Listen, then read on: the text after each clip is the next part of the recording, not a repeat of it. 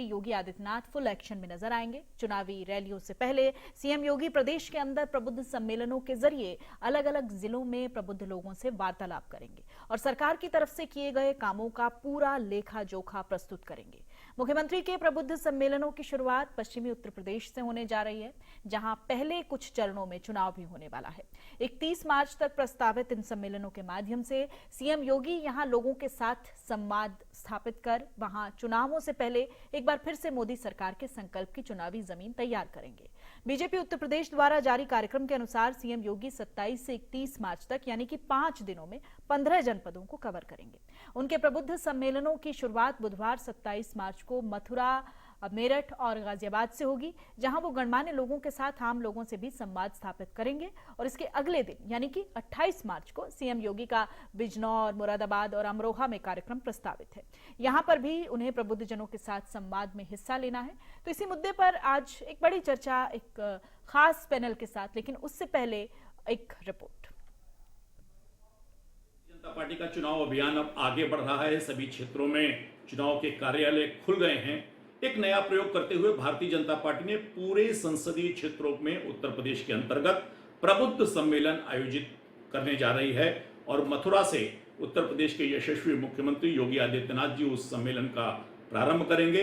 इस सम्मेलन में प्रबुद्ध जन जैसे वकील, जैसे डॉक्टर, चार्टर्ड अकाउंटेंट्स, शिक्षक, डिग्री कॉलेज के प्रोफेसर्स ये शामिल होंगे और मुझे लगता है कि इस सम्मेलन के माध्यम से इस शक्ति का उपयोग हम समाज में अपनी और ज्यादा बेहतर समन्वय के साथ अपने निर्णयों की जानकारी के साथ जाएंगे और निश्चित रूप से ये हमारा अभियान 80 पार के आंकड़े को निश्चित रूप से सफल बनाएगा। भारतीय जनता पार्टी ये कहती है कि उन्होंने बहुत अच्छा काम किया है, एग्जाम्पलरी काम किया है, तो ये सम्मेलनों की जरूरत क्या पड़ गई उनको? हकीकत यह है कि भारतीय जनता पार्टी ने कोई काम नहीं किया है, सिर्फ जनता को आपस में लड़ाया है, हिंदू मुसलमान किया है, भेदभाव किया है, छात्रों का, नौजवानों का, किसानों का, महिलाओं का, व्यापारियों का हक मारा है, महंगाई बढ़ाई है और भ्रष्टाचार बढ़ाया है। भारतीय जनता पार्टी अब सम्मेलन नहीं, कुछ भी करती रहे, उत्तर प्रदेश नहीं देश की जनता भारतीय जनता पार्टी को सत्ता से बाहर कर दे। लोकसभा चुनाव में खासतौर पर उत्तर प्रदेश में भारतीय जनता पार्टी मिशन 80 की चुनौती को पूरा करने के लिए कल से प्रबुद्ध सम्मेलनों की शुरुआत करने जा रही है। इस प्रबुद्ध सम्मेलन में खासतौर पर मुख्यमंत्री योगी आदित्यनाथ शामिल होंगे।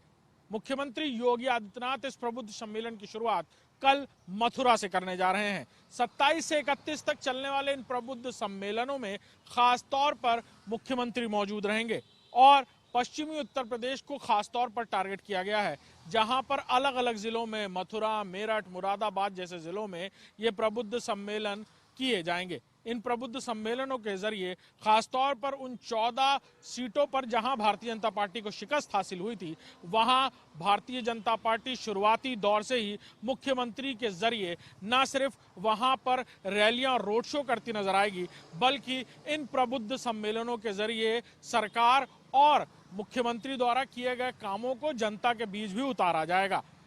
खासतौर पर पश्चिमी उत्तर प्रदेश को इसलिए भी टारगेट किया जा रहा है कि आने वाले दिनों में यहाँ प्रधानमंत्री की भी रैलियां होंगी और उससे पहले माहौल बनाने के लिए मुख्यमंत्री योगी आदित्यनाथ कल से खुद मैदान में उतरने जा रहे हैं और इसे खासतौर पर शंखनाद भी कहा जा रहा है उत्तर प्रदेश में लोकसभा चुनाव को लेकर।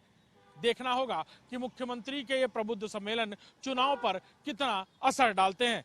कैमरामैन दीपक के साथ अभिषेक सिंह, इंडिया न्यूज, लखनऊ। 27 मार्च को मथुरा, मेरठ, गाजियाबाद में प्रबुद्ध सम्मेलन होगा।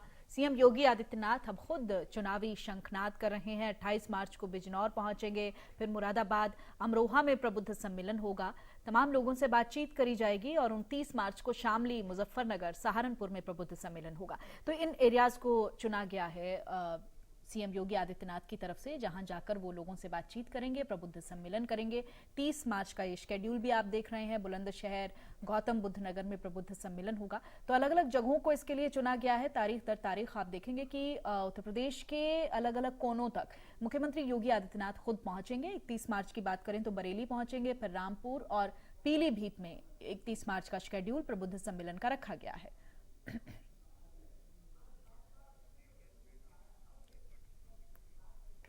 और इस पर हम तमाम मेहमानों से भी रिएक्शंस लेंगे। पल्लवी सिंह बीजेपी की प्रवक्ता हमारे साथ जुड़ गई हैं। पल्लवी जी, आपका बहुत बहुत स्वागत है। एसके दुबे सपा के प्रवक्ता हैं, आपका बहुत बहुत स्वागत है। और साथ ही पुनीत पाठक कांग्रेस के प्रवक्ता हमारे साथ हैं, आपका भी बहुत स्वागत है पुनीत जी। सबसे पहले पल्लवी सिंह का रुख कर लेते हैं, बीजेपी की प्रवक्ता हैं। चूंकि धुआंधार तैयारियां इस वक्त चुनावों को लेकर चल रही हैं और सीएम योगी आदित्यनाथ भी इस प्रबुद्ध सम्मेलन के जरिए एक नया शंखनाद चुनावों को लेकर करने वाले हैं, उन कोनों तक पहुंचने वाले हैं जहां पर लोगों से वो बातचीत कर सकेंगे और चुनाव की एक धार जहां से दी जा सके। पल्लवी जी, आप का रिएक्शन मैं चाहूंगी, क्योंकि चुनाव जैसे जैसे नजदीक आ रहे हैं लगातार पार्टी की तरफ से धरपकड़ तेज है और तमाम पार्टीज कोशिश कर रही हैं चुनावी मैदान में ताल ठोकने की। ये जो प्रबुद्ध सम्मेलन है, इसको आप कैसे देख रही हैं, कैसे, क्योंकि इसको लेकर बयानबाजी भी लगातार तेज है, विपक्ष की तरफ विपक्ष भी हमलावर है कि ऐसी क्या जरूरत आन पड़ी थी? जी देखिए, भारतीय जनता पार्टी इलेक्शंस का इंतजार नहीं करती है, काम करने के लिए हमेशा तत्पर रहती है और हमेशा इलेक्शंस के लिए रेडी रहती है। और विकसित भारत का सपना लेके लोकसभा इलेक्शंस का हम आगाज करने जा रहे हैं। और जैसे हमारे माननीय मुख्यमंत्री जी हैं, इसका आगाज रंगोत्सव की नगरी मथुरा से करने जा रहे हैं। प्रबुद्ध जन से वो संपर्क क्यों करना चाहते हैं? प्रबुद्ध जन जो कि किसी भी, आप भी जानते हैं कि सभी पढ़े लिखे लोग होते हैं, जो कि एक हर वो डॉक्टर से आते, डॉक्टर होते हैं, इंजीनियर होते हैं, सीए होते हैं, वकील होते हैं, जो कि इंटेलेक्चुअल्स कहलाते हैं। तो वहां पे उनसे वो संवाद करेंगे उनसे। और आम जनता जो लोग हैं, प्राइवेट सेक्टर में काम करते हैं, नॉर्मल बेसिक उसमें काम कर रहे हैं, उनसे भी वो संवाद करेंगे और उससे वो जानेंगे कि उस जिस क्षेत्र में जा रहे हैं वहां पे क्या है। क्योंकि भारतीय जनता पार्टी रिव्यू लेने में भी विश्वास रखती है कि जनता क्या कहना चाहती है, जनता किस तरीके से सोच रही है और हमने जो अभी तक कार्य किया उसके बारे में उनके क्या विचार हैं। तो प्रबुद्ध जन से बात करने से अच्छा कुछ हो नहीं सकता है कि यदि आप लोकसभा इलेक्शन का आगाज करने जा रहे हैं, मिशन 80 के बारे में सोच रहे हैं और जब आप उसकी शुरुआत कर रहे हैं, तो इससे बेहतर तरीका नहीं हो सकता है कि आप उस क्षेत्र के प्रबुद्ध जनों से जाके संवाद करें और इस बारे में बात करें। उनसे आपको राय भी मिल जाएगी उस क्षेत्र के बारे में भी, प्लस आपको भी बहुत सारी चीजें पता चलेगी कहाँ पे कमियां हैं जिसको हम आप कम कर सकते हैं, उसको ओवरकम कर सकते हैं। ठीक है। पुनीत पाठक कांग्रेस के प्रवक्ता भी हमारे साथ जुड़ गए हैं। पुनीत जी, एक नेता जनता के बीच पहुंच रहे हैं, चुनाव के लिहाज से कहें या फिर अपनी जो योजनाएं हैं उनका रिव्यूज लेने के हिसाब से कहें, तो दिक्कत कहाँ है? क्यों इसको लेकर निशाना साधा जा रहा है, क्यों इसको लेकर तंज कसा जा रहा है? देखिए, भारतीय जनता पार्टी को ये सारे बातें याद चुनाव के समय ही आती है। उनको चुनाव के समय ही याद आता है कि उनको सीए लगाना है, उनको चुनाव के समय याद आता है कि उनको प्रबुद्ध सम्मेलन कराना है, उनको चुनाव के समय याद आता है कि उनको पिछड़ा सम्मेलन कराना है। भारतीय जनता पार्टी ने 2014-2019 के चुनाव में देश से जो वादा किया था उसमें पूरी तरह वादा खिलाफी की है। अब चुनाव के समय जब परीक्षा की घड़ी आ गई है, जब इनको पता चल गया है कि इनकी नाव डूबने वाली है, ऐसे में तरह तरह के ढकोसले और प्रलोभन लेके जनता के बीच में जाते हैं। लेकिन जनता अपना मन बना चुकी है, पूरी तरह से इनके खोखले वादों को 10 साल में जनता दुखी हो चुकी है और साथ ही साथ देख भी रही है कि देश में जिस तरह से लोग ईडी सीबीआई के जरिए विपक्ष को दबाने की कोशिश कर रहे हैं, जिस तरह चंदा दो और धंधा लो की इन्होंने वसूली चंदा मामा ने शुरू की है, किस तरह से ये लोग कंपनियों से चंदा ले रहे हैं ईडी के रेट डलवा के, तो जनता भी इनके मंसूबों को जान चुकी है और इनके पास अब कहने सुनने को ज्यादा कुछ बचा नहीं है। ऐसे में अब ये लोग तरह तरह के कार्ड खेल के 2024 के चुनाव में जनता के बीच में जाना चाहते हैं। लेकिन मुझे लगता है सबसे बड़ा रिपोर्ट कार्ड पिछले 10 सालों का जो महंगाई है, जो बेरोजगारी है, ये जो किसानों के हाल हैं, जो युवाओं के रोजगार का हाल है, जो महंगाई है, ये सारी बातें बता रही हैं देश की दशा दिशा। और 2024 में आने वाले चुनाव में भारतीय जनता पार्टी मुंह की खाने वाली है और इसी वजह से अपनी ये उनकी बौखलाहट है जिसमें वो तरह तरह के प्रलोभन लेके लोगों के बीच में जाना चाहिए। ठीक है। एसके दुबे जी, कोई पार्टी अगर एक गारंटी कार्ड लेकर कहें या अपनी योजनाओं के बलबूते कहें या फिर ये कह सकते हैं कि ये जनता को लुभाने के लिए प्रबुद्ध सम्मेलन किए जा रहे हैं, उसके जरिए भी अगर जनता तक पहुंच रहे हैं तो फिर दिक्कत क्या है? क्योंकि हर पार्टी की तरफ से कोशिश होती है अपने आप को मजबूत करने की। कोई स्ट्रॉन्ग कार्ड आप भी खेल दीजिए। देखिए, अपनी बात किसी भी पार्टी को कहने का राइट है लोकतंत्र में, निश्चित तौर पर, चाहे वो सत्ता पक्ष हो या विपक्ष हो। अभी मैं ऐसा समझता हूं कि निश्चित तौर पर यूएसए का जो पैटर्न है उसको भारतीय राजनीति में एंट्री करना चाहिए कि सरकार और विपक्ष दोनों के जो मेन जो लीडर्स होते हैं वो डिबेट करते हैं और उससे कंक्लूजन आता है और जो जनता है वो डिसाइड करती है कि हमें पक्ष को लाना है कि विपक्ष को लाना है। लेकिन अभी समय है, वो भी आ जाएगा। लेकिन अफसोस इसकी बात का है कि जब हम करें तो सब कुछ अच्छा और जब आप करोगे तो सब कुछ बुरा। जब यही इस तरीके के सम्मेलन चाहे जब विपक्षी की पार्टियां करती हैं तो भारतीय जनता पार्टी में हाय तौबा होती है और वो आरोप दर आरोप लगाना चालू कर देती है। तो जब वो खुद इस तरीके, ठीक है, मैं मानता हूँ कि ठीक है उनको करना चाहिए, वो करें, लेकिन जब हम लोग जब करते हैं तो फिर उनको ऐतराज क्यों होता है? अभी तो ये स्टार्टिंग है, प्रबुद्ध सम्मेलन होगा, फिर ओबीसी सम्मेलन होगा, फिर दलित सम्मेलन होगा, फिर दलितों में भी दलित सम्मेलन होने लगेगा, जाति का आदिवासी सम्मेलन होगा, कहीं जाटव सम्मेलन होगा, कहीं यादव सम्मेलन ये लोग करेंगे। तो जब आप खुद उस पैटर्न पर जा रहे हैं तो फिर कम से कम दूसरों को दोष देना बंद करिए। ठीक है, आपका राइट है, आप करिए लोकतंत्र में, ठीक है, लेकिन भारतीय जनता पार्टी की जो कमियां हैं और जो जनता को जो तकलीफों का सामना करना पड़ा, उससे तो मैं इतना ही कह सकता हूं कि निश्चित तौर पर ये 2024 का जो चुनाव है उसमें भारतीय जनता पार्टी को मुंह की खानी पड़ेगी। ठीक है, पंकज रस्तोगी जी वरिष्ठ पत्रकार भी हमारे साथ जुड़े हुए हैं। पंकज जी, आपने सुना तीनों ही प्रवक्ताओं को, अपनी अपनी बात उन्होंने कही। जनता के बीच पहुंचना मकसद कहें या फिर हम कहें कि ये चुनाव नजदीक हैं तो एक तरह से एक कार्ड खेला जा रहा है। आप तो पत्रकार हैं, आप बेहतर समझते हैं चीजों को। तीनों प्रवक्ताओं को सुनकर आपका आकलन क्या कहता है?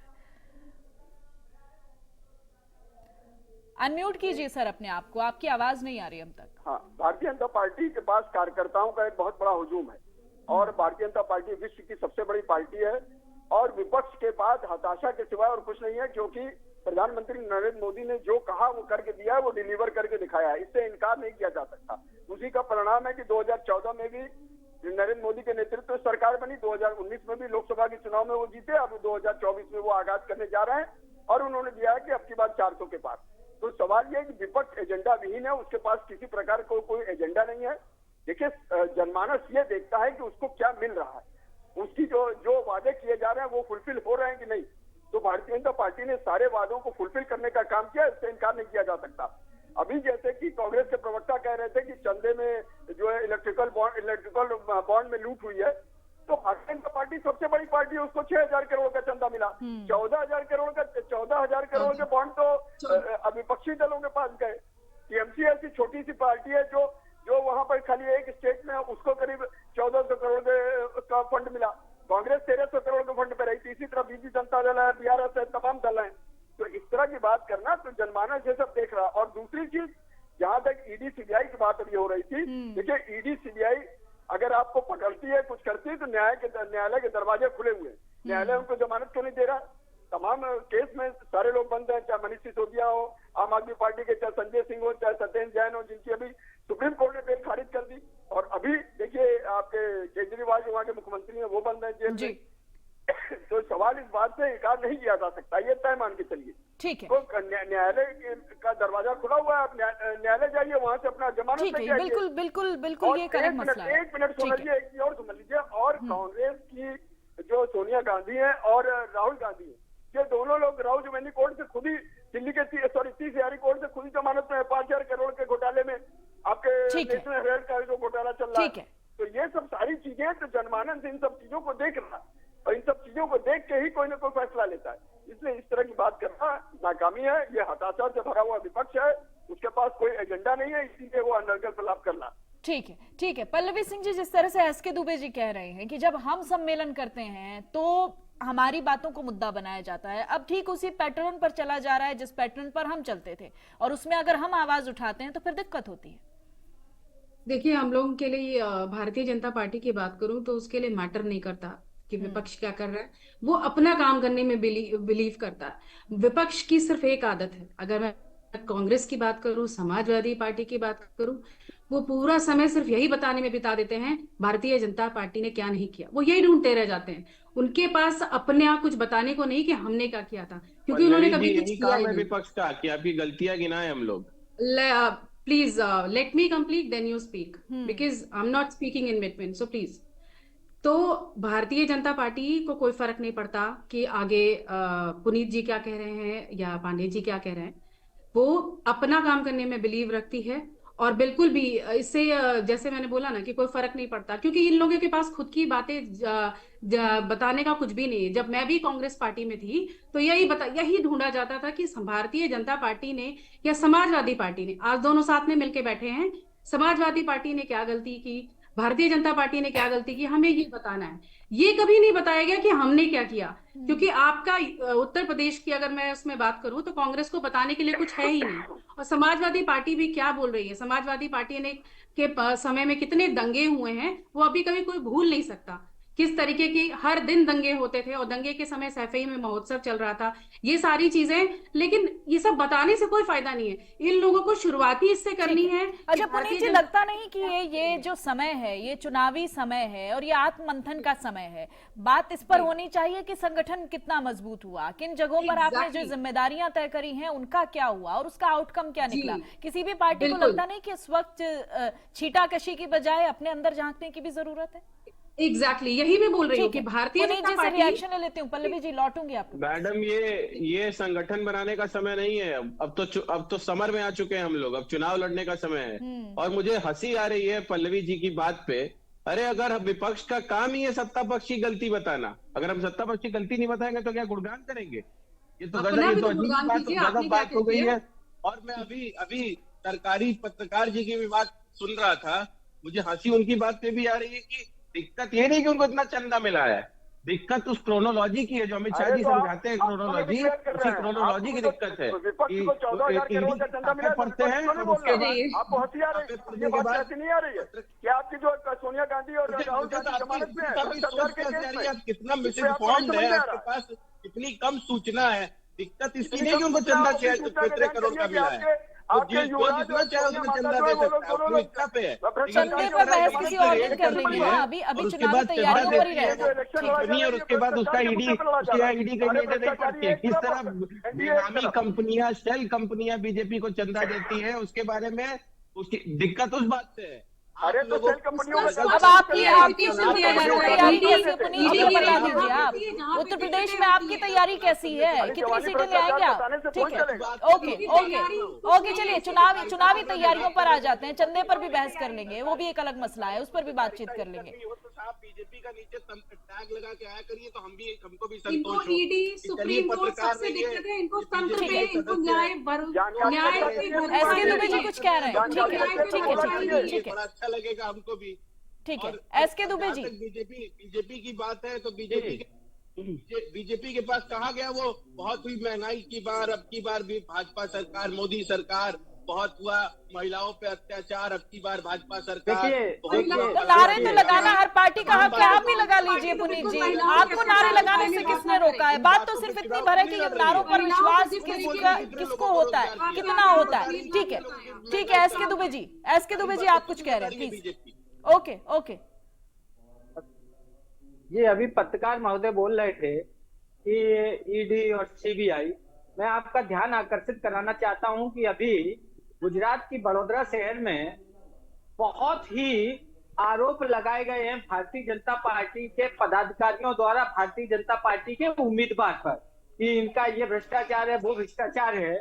और भारतीय जनता पार्टी कितनी माहिर है, देखिए उसने उम्मीदवार से ही ना कहलवा दिया और उम्मीदवार बदल दिया। तो भाई मेरे, आप हमें ये बताइए, जब भारतीय जनता पार्टी में जो भ्रष्टाचार घुसा है, भ्रष्टाचारी बैठे हैं, जो पदों पर बैठे हैं, आखिरकार उन पर कब एक्शन होगा? उन पर सीबीआई रेड कब होगी? उन पर ईडी कब एक्शन लेगा? अच्छा पल्लवी जी, ये बात बहुत विपक्ष की तरफ से उठाई जाती है कि जिन लोगों के खिलाफ आप ही आवाज उठाते हैं उसमें एट लास्ट मोमेंट पर उनको लोकसभा का टिकट भी दे दिया जाता है और फिर भाजपा की वॉशिंग मशीन में सब धुल जाता है। इस तरह की बात भी कही जाती है। क्या मतलब ऐसा क्यों, ये धारणा क्यों, टेंडेंसी बन गई है ऐसी?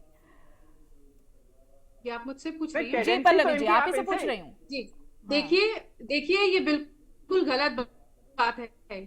भारतीय जनता पार्टी या अभी जो भी सत्ता में है, अगर मैं सत्ता की बात करूं, ये हमारे यहाँ पे उत्तर प्रदेश में माननीय मुख्यमंत्री योगी जी हैं, जो भी भ्रष्टाचार करेगा उसके खिलाफ लिया जाता है एक्शन। ऐसा नहीं है कि यहाँ पे ये देखा जाता है कि कौन भारतीय जनता पार्टी में है या कौन किसी अदर पार्टी में है। ये चीजें बिल्कुल गलत है, बिल्कुल बेबुनियाद है। इनका चश्मा ये लगे, इनको ये दिखाई देता है कि ये भारतीय जनता पार्टी, मैडम आप पेपर पढ़ लीजिए, आप पेपर पढ़ लीजिए, मैं नहीं बोल रहा हूँ, बिल्कुल बेबुनियाद बात है। सब पे बराबर मैं तरीके से नहीं एक्शन बोल लिया रहा जाता है। और रही बात जिसके ऊपर केस चलता है, उसको भी देखा जाता है कि किसके ऊपर केस चल रहा है, क्या चीजें वहां से निकल के आई। तो हम लोग हेमंत न्याय विश्व व्यवस्था शर्मा, में बिलीव करते हैं। Supreme Court, Prithviraj Chauhan, High Court अभी लिस्ट पे गिनवाने बहुत ज्यादा लगे हैं। बिलीव करते हैं। पुनीत उनके हिसाब पाठक से जी चलते पूरी हैं। लिस्ट गिनवा खुद की देंगे अब। अपनी ठीक है। खुद की अपना एक लॉ नहीं बना के चल रहे हैं। हम न्याय व्यवस्था में बिलीव करते हैं, उसके हिसाब से चलते हैं। ठीक है। और ईडी और सुप्रीम कोर्ट जो कर रहा है वो एक न्याय व्यवस्था है। उस पे आप किसी पार्टी का वो नहीं लगा सकते। उनका न्याय हस्तक्षेप व्यवस्था है, नहीं पर होता है। न्याय व्यवस्था को दो आंख बराबर होनी चाहिए। ठीक है, एक न्याय आंख व्यवस्था है, लेकिन न्याय व्यवस्था न्याय सेलेक्टिव दोनों है। आंखों ओके देखनी चाहिए। ओके, ये आरोप प्रत्यारोप का दौर खत्म नहीं होगा। पल्लवी जी, मैं नहीं मेरे पास देख रहा हूँ, समय ये कम आपका है। देखने का तरीका है। Thank you so much Pallavi ji, समाचार बहुत बोलते शुक्रिया हैं। आपका हमारे साथ जुड़ने के लिए। ऐसे योगी जी, बोलते हैं। समाजवादी पार्टी के प्रवक्ता हमारे साथ जुड़े, आपका भी बहुत बहुत शुक्रिया। साथ ही पंकज रस्तोगी हमारे साथ वरिष्ठ पत्रकार जुड़े, पुनीत जी हमारे साथ कांग्रेस के प्रवक्ता जुड़े, आप सभी का बहुत बहुत स्वागत है। तो ये आरोप प्रत्यारोप और छींटाकशी का नाम ही सियासत है, लेकिन इस बीच ये देखना बहुत दिलचस्प हो जाता है कि जिन 80 सीटों पर लगातार धुआंधार तैयारियां चल रही हैं, उनमें से जो पार्टीज दावे कर रही हैं, किस पार्टी को कितनी सीटें मिलती हैं और जनता किसकी बातों पर भरोसा करती है, ये तो समय ही बताएगा। लेकिन फिलहाल तैयारियां जोरों शोरों से चल रही हैं, लगातार सम्मेलन चल रहे हैं, कोशिश हो रही है जनता की नब्ज हर पार्टी की तरफ से पकड़ने की। फिलहाल वक्त एक छोटे से ब्रेक का है, फौरन होंगे हाजिर।